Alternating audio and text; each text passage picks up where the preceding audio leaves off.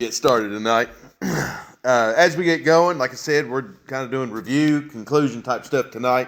Obviously, I'm not going to go over everything that we talked about over the last 4 months, but one of the things we did talk about is that there are a lot of similarities between them, so we're going to follow some threads tonight. But before we do that, let me go ahead and open us with prayer.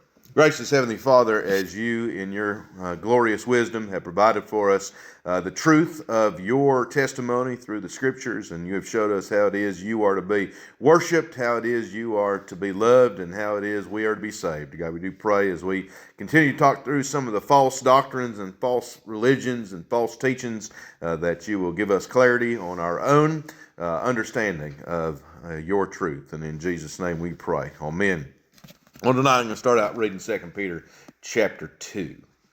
But there were false prophets also among the people, even as there shall be false teachers among you, who privily shall bring in damnable heresies, even denying the Lord that bought them, and bring upon themselves swift destruction. And many shall follow their pernicious ways, by reasons of whom the way of truth shall be evilly spoken of.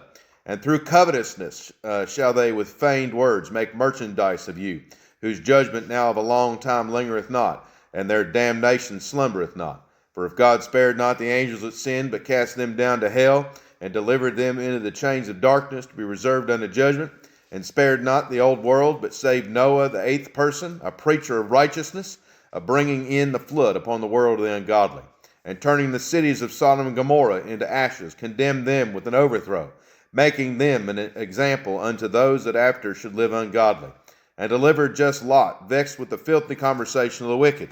For that righteous man dwelling among them in seeing and hearing was overcome in his righteous soul from day to day with their unlawful deeds.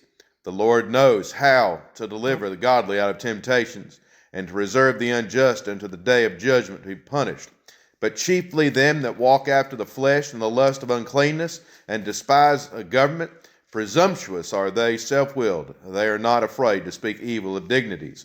Whereas angels, which are greater in power and might, bring not railing accusation against them before the Lord. But these, as natural brute beasts, made to be taken and destroyed, speak evil of the things that they understand not. And they shall utterly perish in their own corruption, and shall receive the reward of unrighteousness, as they that count it pleasure to riot in the daytime.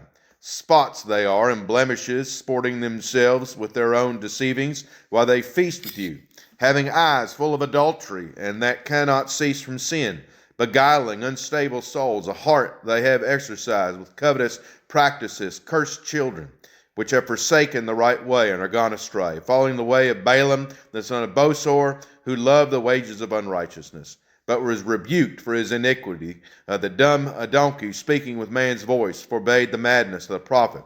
These are wells without water, clouds that are carried with a tempest, to whom the mist of darkness reserved forever. For when they speak great swelling words of vanity, they allure through the lust of the flesh, through much wantonness, those that were clean escape from them who live in error. While they promise them liberty, they themselves are the servants of corruption. For of whom a man is overcome, of the same is he brought in bondage. For if after they have escaped the pollutions of the world through the knowledge of the Lord and Savior Jesus Christ, they are again entangled therein and overcome, the latter end is worse with them than the beginning. For it had been better for them not to have known the way of righteousness, than after they have known it, to turn from the holy commandment delivered unto them. But it has happened unto them according to the true proverb, the dog is turned to his own vomit again, and the sow that was washed to her wallowing in the mire. Amen. So again, one of the things we've talked about over the last several months is that at the foundation, every false religion we talked about is a rebellion against the truth, a rebellion against the living God, a rebellion against that which has been revealed by the living God. Now, one of the themes that Peter brings up over and over again in chapter 2 is this idea of the lusts of the flesh.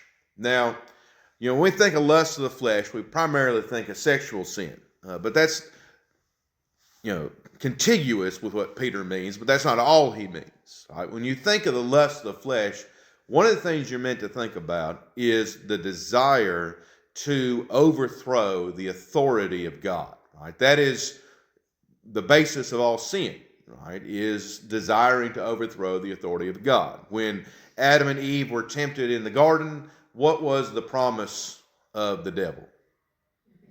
You'll be like God. Right? Now, what particular powers did you think that the people in the garden wanted?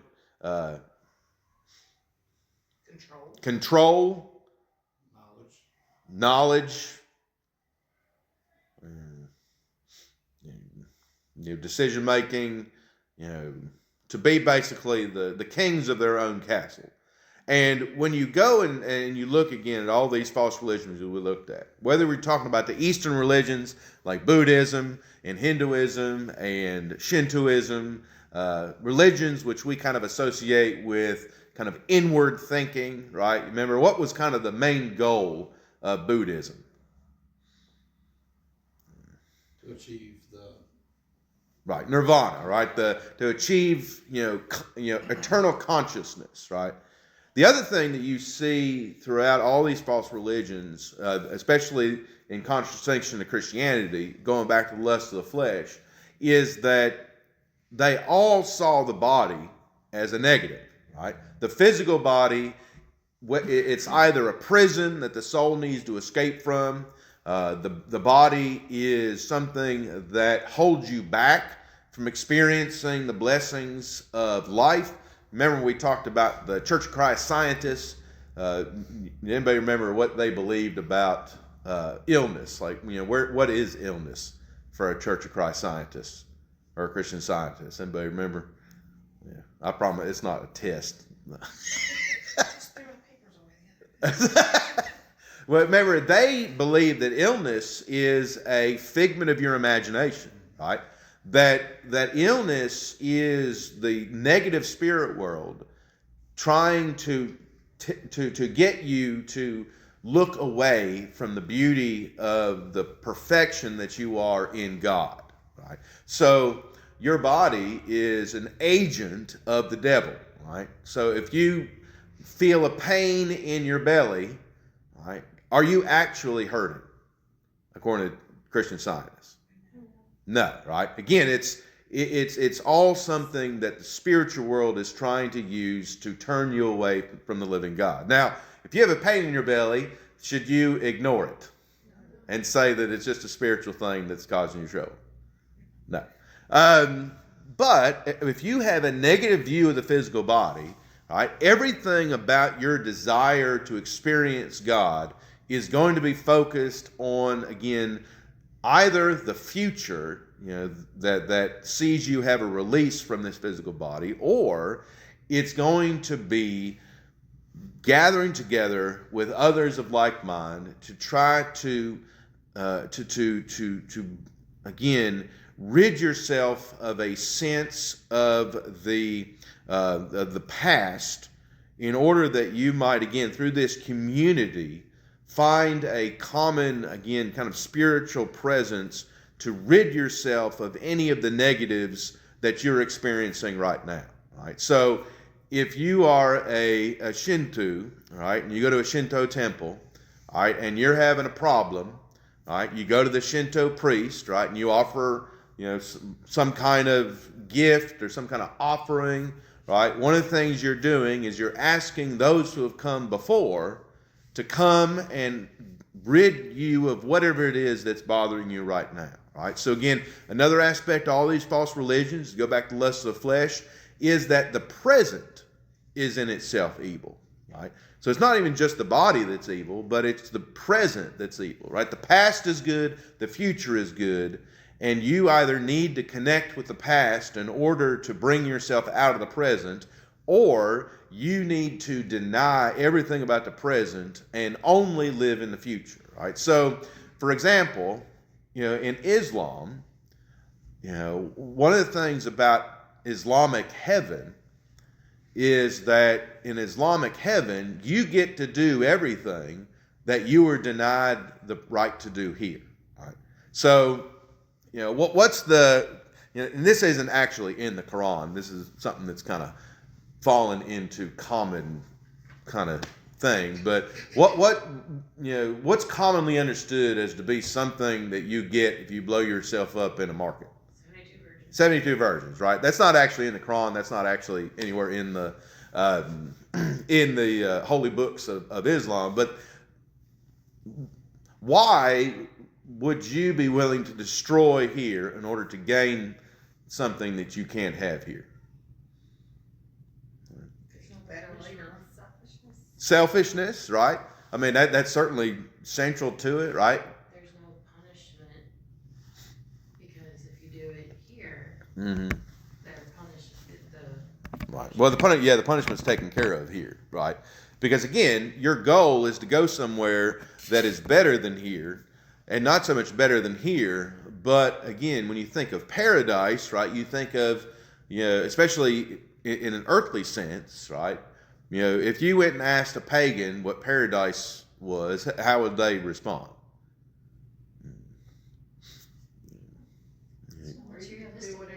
Get to do whatever you want to do, right? Again, generic term, lust of the flesh, right? People when they go on vacation have a tendency, not here at Bethany, but people when they go on vacation have a tendency to live in a particular way that they would never live in their normal life at home, right? So they feel like vacation is an opportunity to do what? Let loose, right? Now, again, it's okay to go on vacation and enjoy yourself and, do things, right? But, again, when you think about, again, the present being evil and the future being the blessing, right? What's at the ground floor of that, again, is hatred of the physical body, right? Hatred of this vessel that God has given to you. Now, when it comes to the Christian faith, right, one of the things that I make a point to point out every now and then is that, for instance, when somebody dies, right, what do we do with their body? We bury it, right? And why do we bury bodies? We believe in the resurrection, but we also believe this is you, right? This is who you are, right? You're not a soul that's trapped in a body, right? We don't believe death is release from a body, right? When Jesus comes a second time and you go into your glorified state, right? The actual body you have right now is the body you're going to have when Jesus comes back. Now, we don't know what a glorified body looks like. We get hints of it in the scriptures, right? Whenever somebody goes and stands in the presence of God, what do they come back looking like? Glowing, right? So there's a sense in which we'll probably, do that, but why are they glowing? The present being in the present. Right, because they're reflecting the presence of God, right? So there's still that person, right? They haven't grown an extra arm, right? Moses didn't get taller or anything like that, right?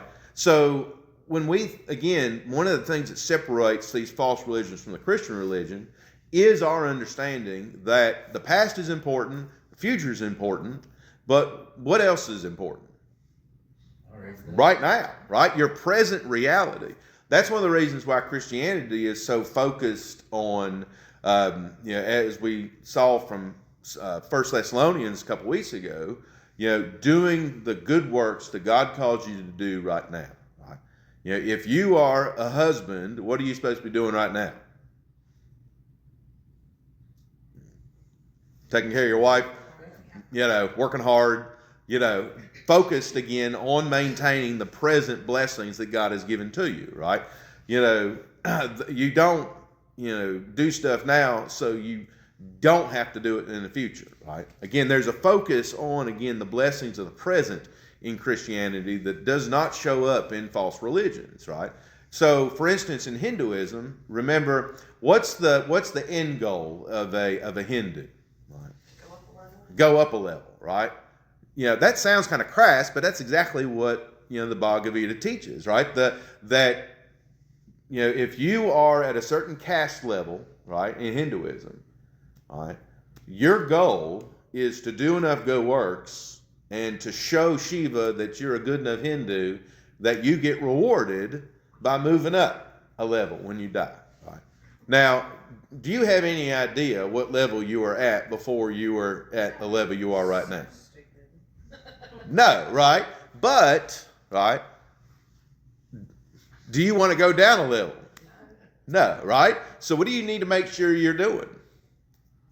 All right.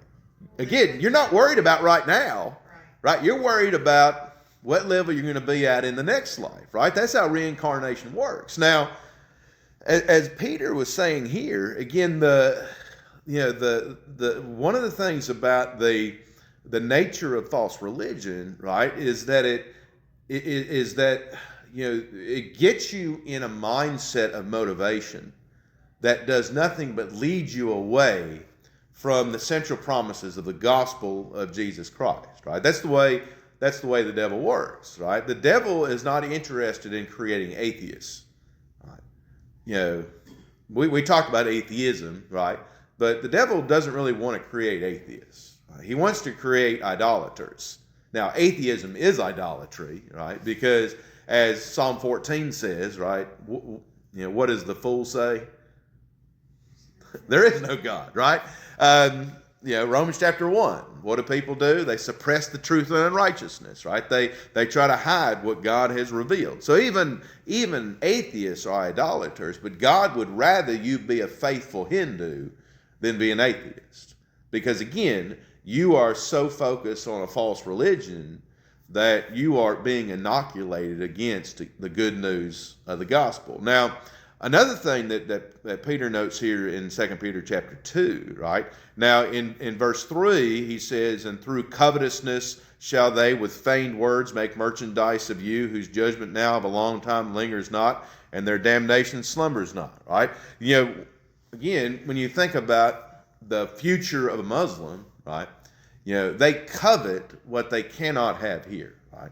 So in Muslim heaven, you get to drink alcohol, you get to eat pork, you get to have 72 virgins, right?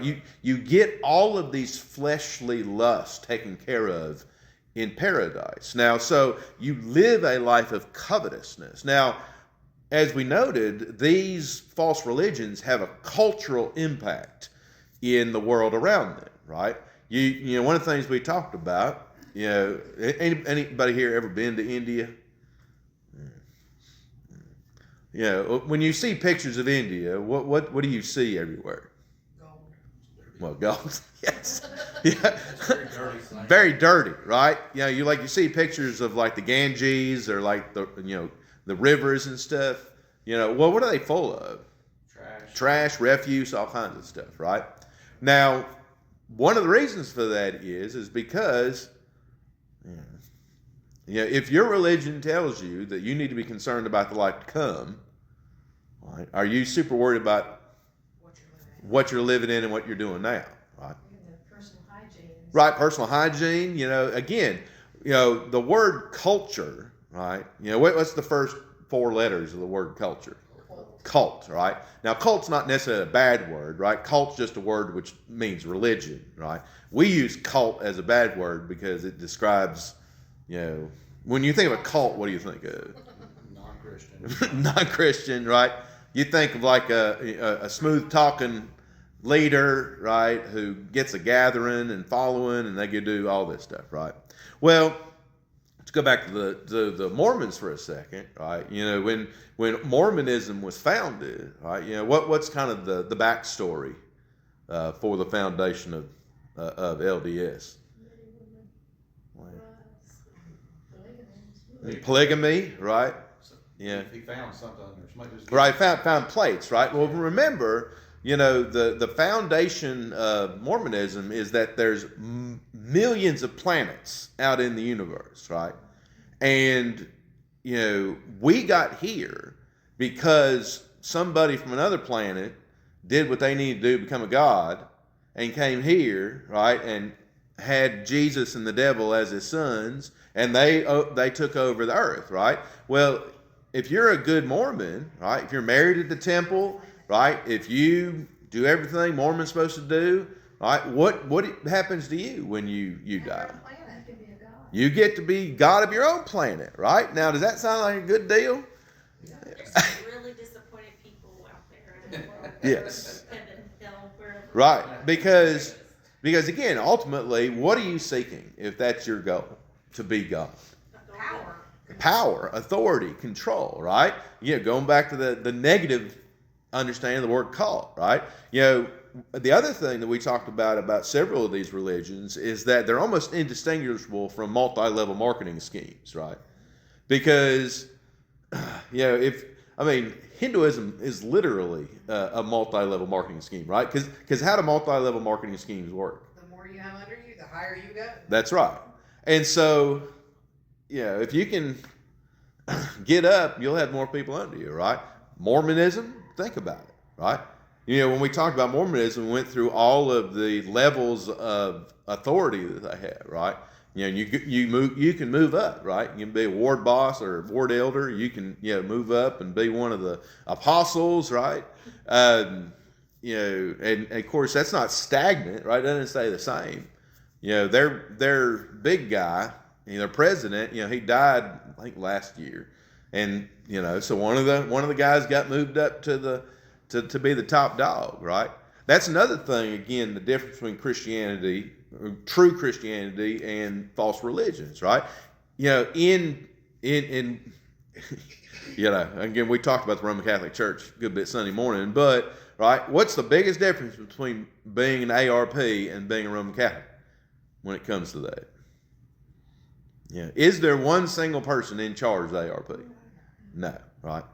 Kyle Sims thinks he is sometimes, but there isn't a pope of the ARP, right?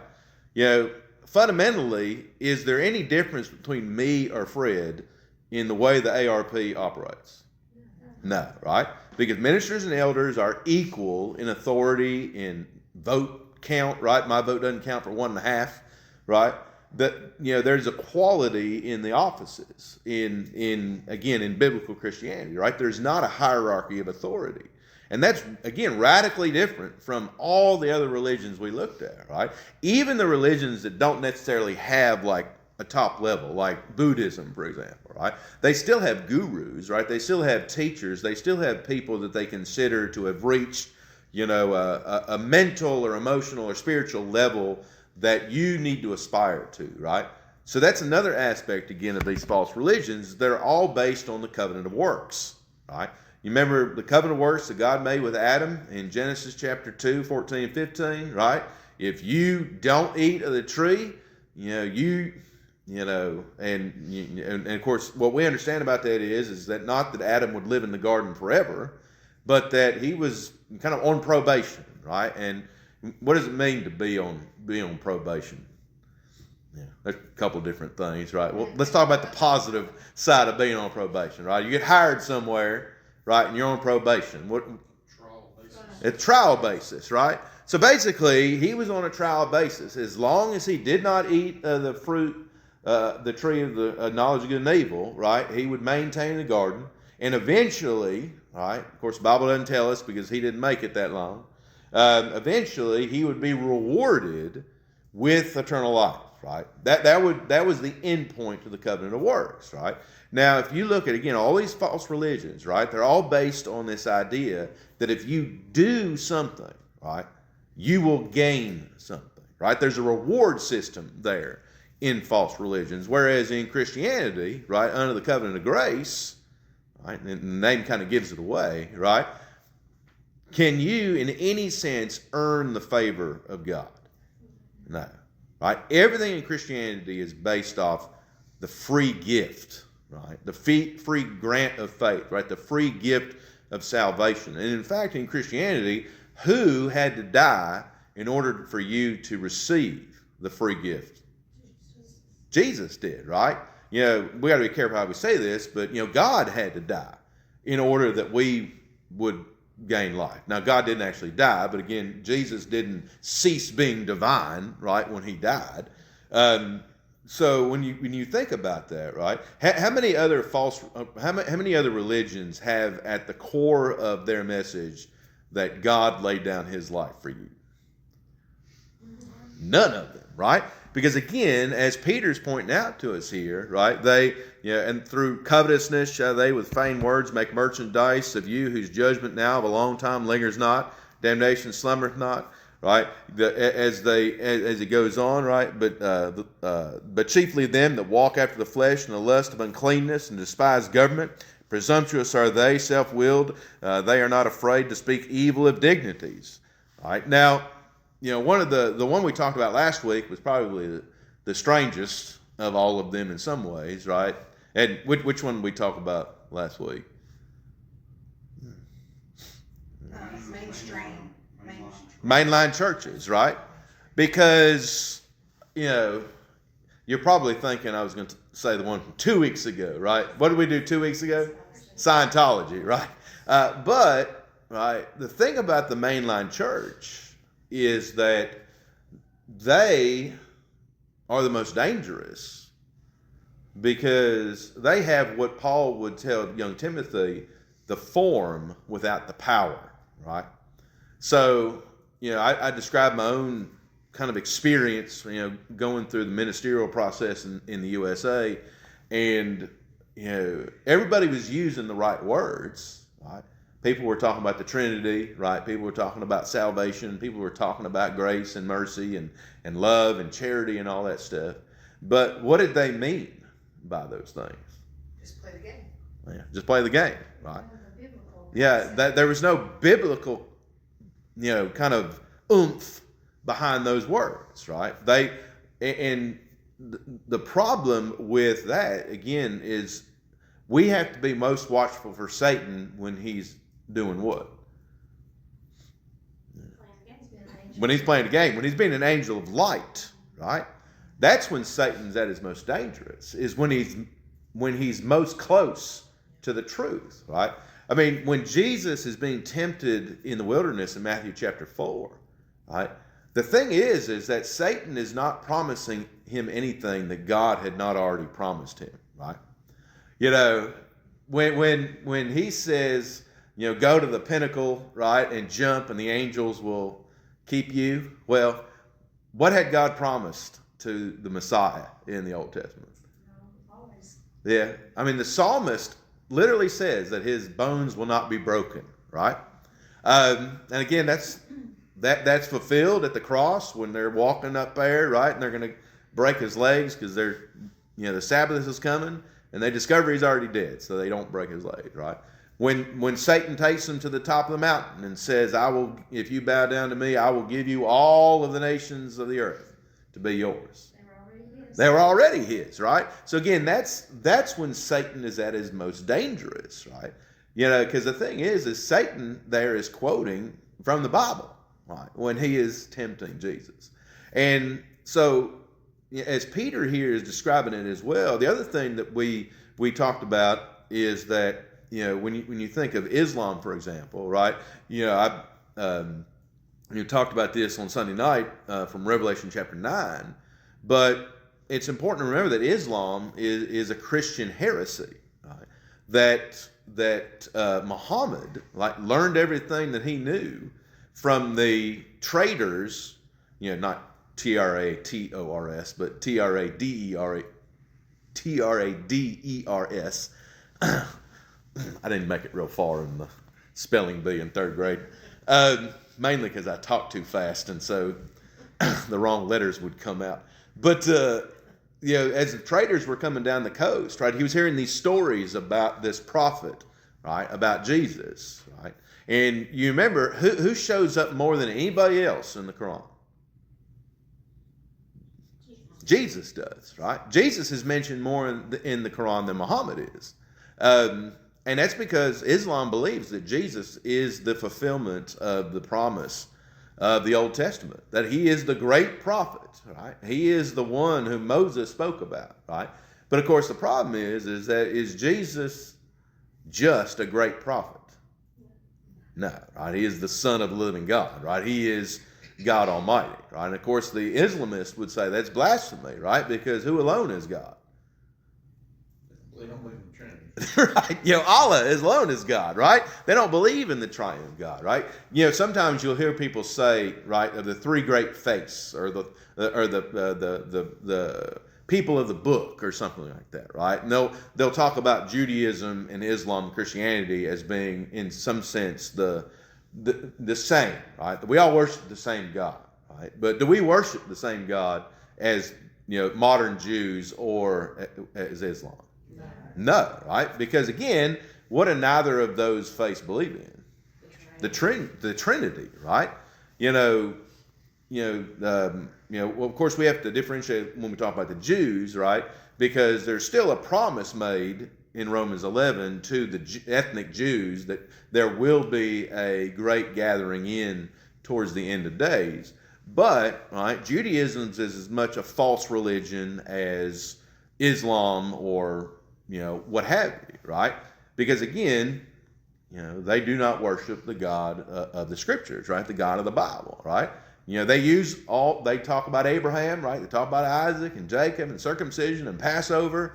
And of course, what holy season are we in right now for Hanukkah, right? Now, Hanukkah is in the Bible, right? In fact, in John chapter, goodness, I have to look it up. John chapter 5, I think is where it is. John 7, when he's talking to his brothers. Yeah, John 7, right? You remember they're criticizing Jesus because where is he not? He's not in Jerusalem, right? Because what's going on in Jerusalem at that time? Hanukkah is, right? Now, he ends up going down there, but Jesus did not celebrate Hanukkah any more than being on I-20 means you were racing at Talladega, right? He was present for the event, but he was not engaged in it, right? Because again, was Hanukkah commanded by God to be celebrated? No, right? What? Not to get off on discursions here, but what is Hanukkah remembering? Yeah, well, yeah, the eight nights, right? There was a siege of Jerusalem, right, in the days of the Maccabees, and the priests prayed that God would allow the oil to last for the 8 days. They only had I forget how many, it was like a day or so of oil left, and they prayed that God would allow the oil to last for the thing. And of course, according to the book of Maccabees, what happened? The oil lasted, right? So when you look at a menorah, right, how many little slots does it have? It has 8, right? Because the idea is that you light one every day, right, as a sign of God continuing His faithfulness, right, keeping the promise, right, through the time that they had prayed that they would have, right. But again, that's not in the Scriptures. That's in what we call the Apocrypha. Right? Does everybody know what the Apocrypha is? The Apocrypha is a series of books that were written between Malachi and Matthew. Most of them are fanciful, to put it mildly.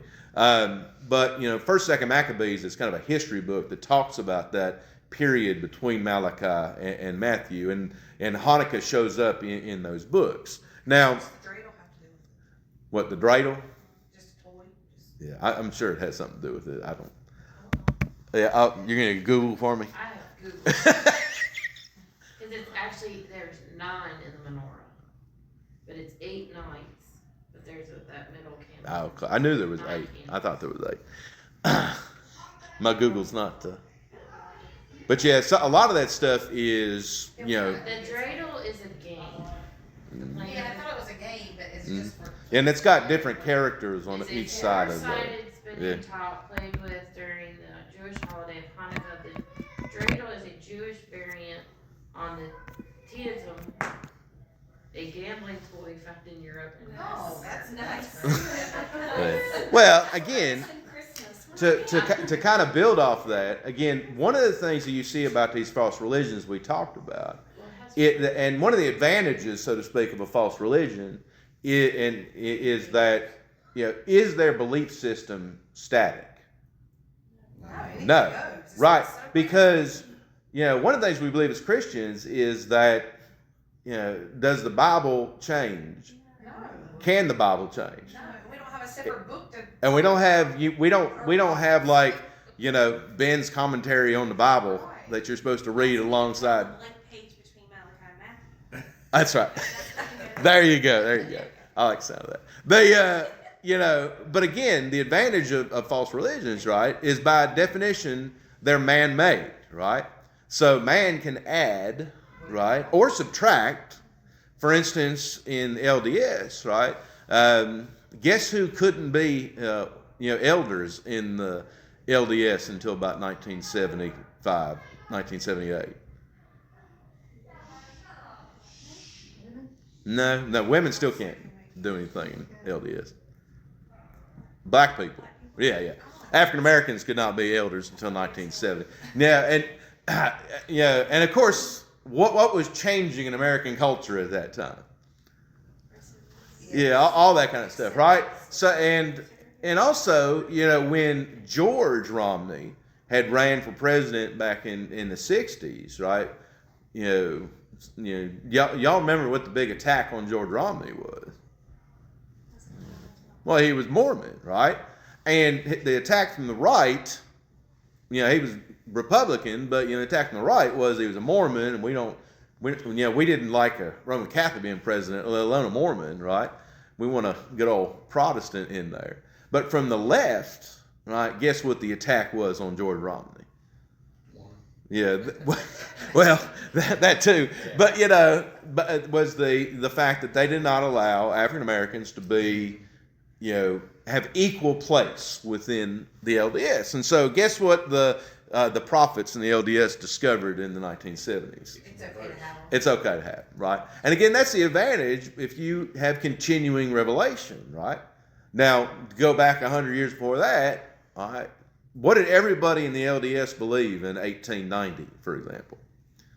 There's no telling. What's the one thing you think about, right, when you think Multiple LDS? spouses. Multiple spouses, right? Well, Why it's not. there's a reason why Utah was one of the last states to join the Union, because the United States would not allow Utah to become a state until they got rid of the laws protecting, polygamy, right? So, of course, guess what the apostle discovered around that time? Maybe that's not a good idea. They would not be happy with me kind of mocking that, but again, that's the advantage of having an open book, is that you can just find all kinds of things out, right? Jehovah's Witnesses, right? One of the big things about Jehovah's Witnesses used to believe is that how many people went to heaven? 144,000, right? Well, what happens when your religion is successful and you have more than 144,000 members? We're going to up the number. Right? So that becomes the first generation was that number, right? And also they believed that Jesus was going to come back in the early 20th century. Do they Right. republish? Like, do they edit and republish? Oh yeah. Again, yeah. You can, again, when you have an open book, it's like, you don't even have to use the whiteout, right? According to the Jehovah's, he did come back, but of course he didn't come back. He didn't come back physically. He came back spiritually, right?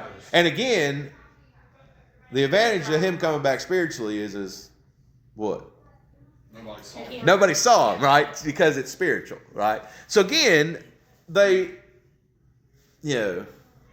again, if you have a man who's in charge, and it's always a man, right? If you have a man in charge, guess what he's able to do? Change, right? But again, I'm not persuasive enough to get people to do that. But why are people so easily led astray by sweet talking words? Well, not grounded. Certainly. They're to use Jesus's parable, right? They're in the house built on the sand, right? They're Paul describes people who are blown to and fro by every wind of doctrine, right? And again, it's looking for that acceptance or that. Right. Well, yeah, they're looking for Validation. right, validation, acceptance, right? Right. Yeah, telling them what they want to hear, right? One of the things that makes Scientology different is that in most religions, what socioeconomic class of people are the most easily swayed by false teaching? Poor people, right? And why is that? The knowledge. Well, they're desperate, right? You're gonna get something out of it. Getting something out of it, right? You feel like that you have no power, right? No thing. So this guy comes along and says, if you do this and this and this, I guarantee you this is going to happen, right? So they buy. So they buy it, right? Yeah, of course, with Scientology, what makes them different is who's most attracted to that kind of thing? The elites, right? The rich people, right? Because again, when we talk about Scientology, right? When you think of Scientology, who do you think about? Money people. You actors, talking about Top Gun, Tom Cruise and all that people, right? So again, to kind of, come down a little bit, the question again between true religion and false religion really always comes down to this question of power, right? This question of authority, this question of who gets to decide what's right and what's wrong, right? If you don't like what the Bible has to say about what's right and what's wrong, what's the next step? Make up your own way of doing what's right and what's wrong. And again, not to be silly about it, but it's interesting to me about these false religions is that the one commandment that they all seem to have in common that they like to break is the seventh commandment, right? And especially the leaders of these groups, right? When we hear about the leaders of false religions, quote unquote, falling, what's almost always about? They got caught in some kind of inappropriate relationship, right?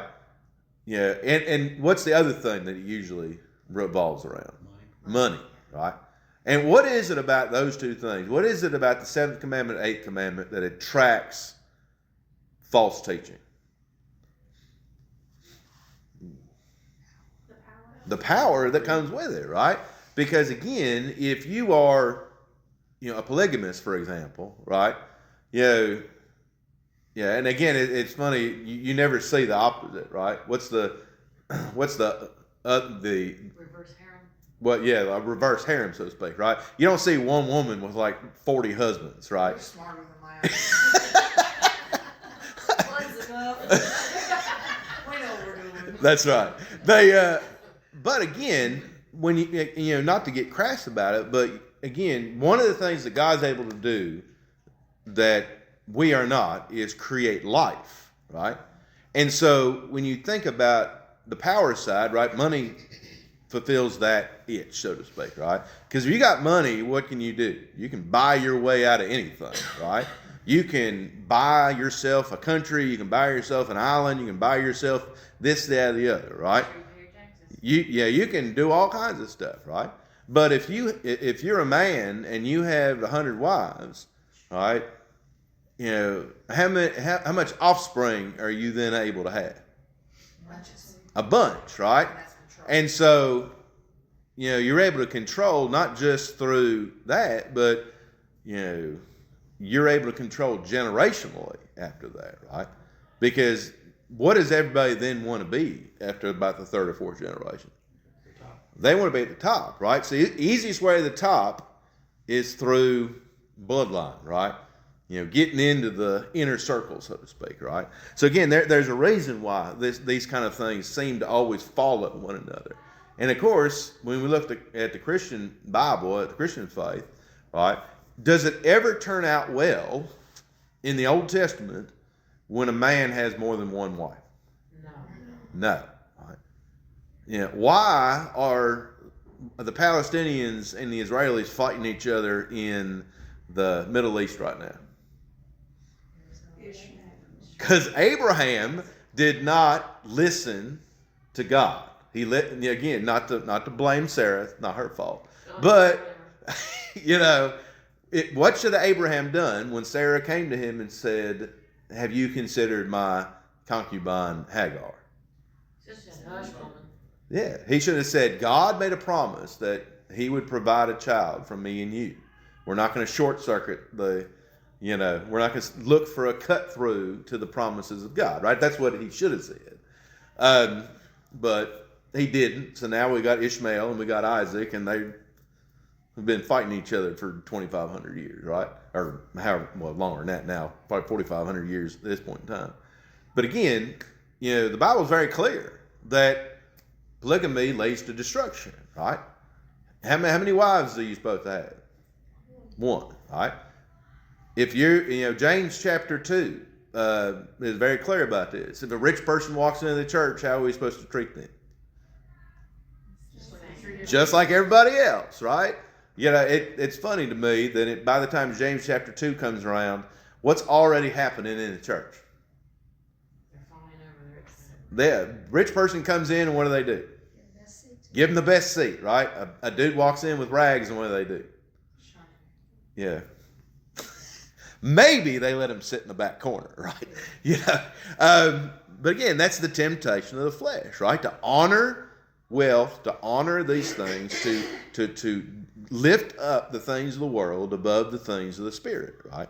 And so, as we think about again this, and when we come back in January, we're going to be, talking about Christian ethics, right? The last several, I guess been 3 kind of sections, right? We have looked at, big topics going on in the world, right? We talked about all kinds of stuff last spring and last year. And we've been talking about false religions this time. And when we come back, we're going to be, again, trying not to be negative all the time, right? We're going to try to be positive about why it is Christians act and do certain things, right? Why do we take care of our elderly parents? Honor thy father and thy mother, right? Again, it's a positive outgrowth of what God commands us to do, right? Why do we not, blow up at the lady at Walmart who gets our stuff mixed up? Love that neighbor. Right? We're supposed to show mercy, right? Again, but we're also to be, stable, right? we're not to, witness anger, in that kind of way, right? So again, we're going to talk about that kind of stuff next month. But we'll close on that. Any final questions or comments about? Like some toes are about to be stepped on. It's amazing to me how much the false religion and stuff actually kind of applies to a lot of our culture with the people who kind of